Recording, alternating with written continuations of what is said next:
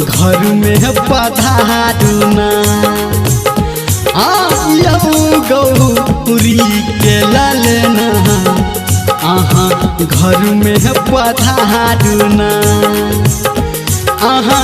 को के मुसक सवारी यो को के मुसक सवारी बाबा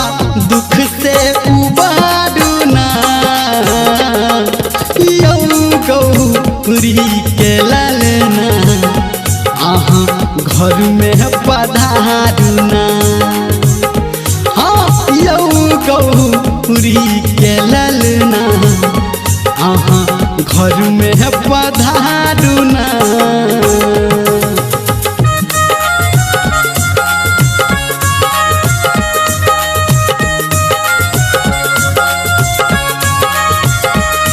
अभी आप सुन रहे हैं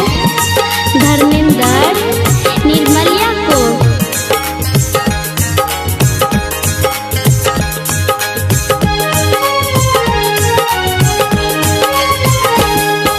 सोना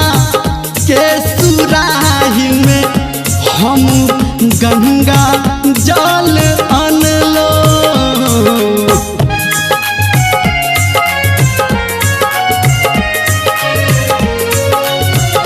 यो सोना के सुराही में हम गंगा जल अनलो शरण चरण के हम सबसे पहले पूजलो हे यो शरण चरण के हम सबसे पहले पूजलो यो रिधि सीधी लके यो रिधि सीधी लके बाबा झट से विराजुना यो गौरी के ललना घर में पधारुना यो गौरी के ललना घर में पधारुना।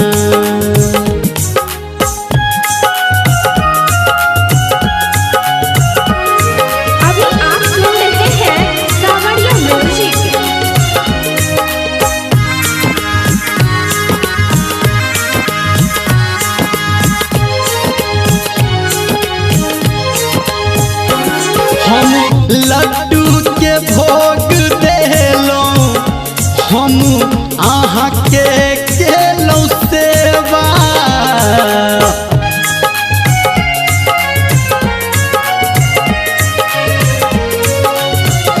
हम लड्डू के भोग देलो हम के केलो सेवा पान देलो मखान देलो और हम चढ़ेलो मेवा हे यो पान देलो मखान देलो और हम चढ़ेलो मेवा धर्मेंद्र कहैया बाबा यो धर्मेंद्र कहैया बाबा कने आस पुराबुना यो गौरी के ललना घर में पधारुना यो गौरी के ललना घर में पधारुना।